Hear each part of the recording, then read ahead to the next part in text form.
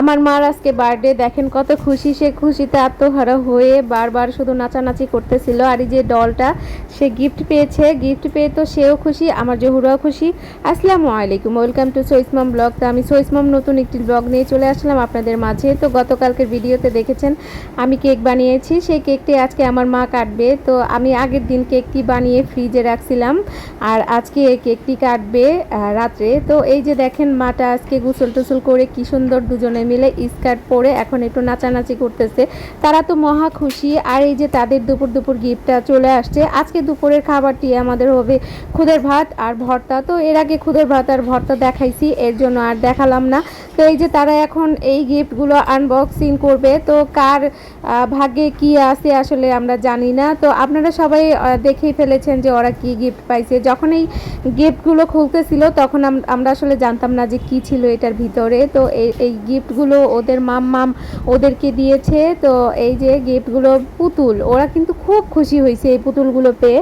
সাধারণত মেয়ে বাচ্চারা কিন্তু এই পুতুলগুলো পেয়ে খুশি হয়, আর ছেলে বেবিরা কিন্তু গাড়ি, প্লেন, মানে ছেলেদের যে খেলনাগুলো আছে ওগুলো পেলে অনেক খুশি হয়। তো দুপুরবেলা খাওয়া দাওয়া করে এখন সন্ধ্যায় আমরা চা খাচ্ছি। চা খেয়ে আমি চলে যাব আমার বাসায়, রান্না করতে হবে। তো রান্নাটা বসাই দিয়ে আমি দেখব বাচ্চারা কিভাবে ঘর সাজায়। তো ওদের মন চাইছে আজকে বেলুন দিয়ে আমার ঘরটা সাজাবে, এর জন্য বলছি যে বেলুন দিয়ে ঘরটা সাজাও। এর মধ্যে কি হয়েছে, কারেন্টটা চলে গেছে। কারেন্টটা পাক্কা 2 ঘন্টার মতো ছিল না।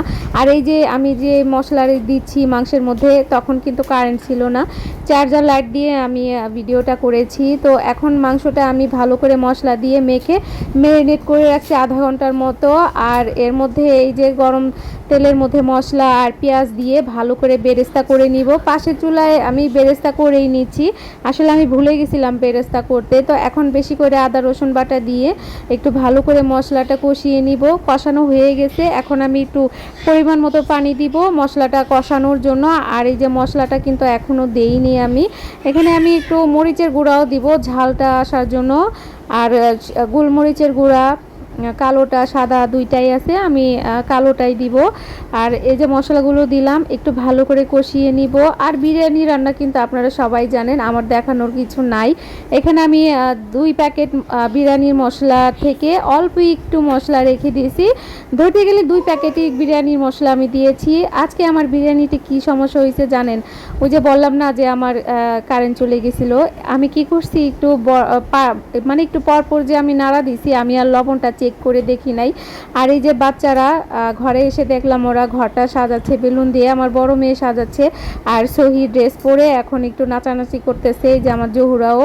আর এই যে গিফট দেখতে পাচ্ছেন, এটা ওদের আঙ্কেল ওদেরকে দিয়েছে, পাজিল দিয়েছে। এই পাজিল পেয়ে তো ওরা অনেক খুশি। এখন এটা খুলে ওরা মিলাবে, সহি সবগুলো খুলবে, খুলে মিলানোর চেষ্টা করবে।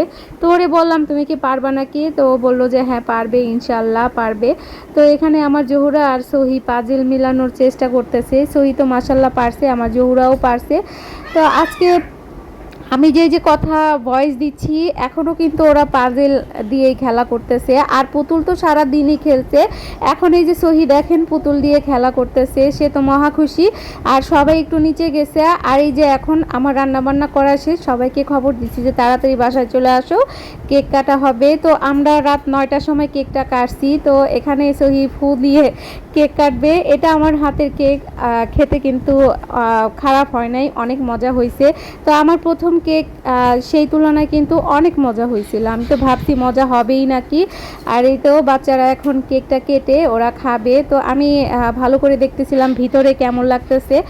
সুন্দরই হয়েছে মাশাআল্লাহ, আমি কেক বানাতে পারি। আমাদের কেক খাওয়ার পরে আমরা বিরিয়ানি খেয়ে ফেলছি, তখনই আমার ভাই আমাদেরকে সারপ্রাইজ দিছে, সাথে ভাবি আর ভাইস্তারাও ছিল। তো ভাই আমার সহিকে 5 টাকার নোটের একটা বান্ডিল দিয়ে গেছে। আমার সহি তো অনেক খুশি, এই প্রথম সে একটা বান্ডিল পেয়েছে। সে তো সারা দিন বান্ডিল, মানে টাকার বান্ডিল, তারপরে পুতুল আর এই পাজেল নিয়ে খেলাধুলা করছে আমার সহি আর জোহরা।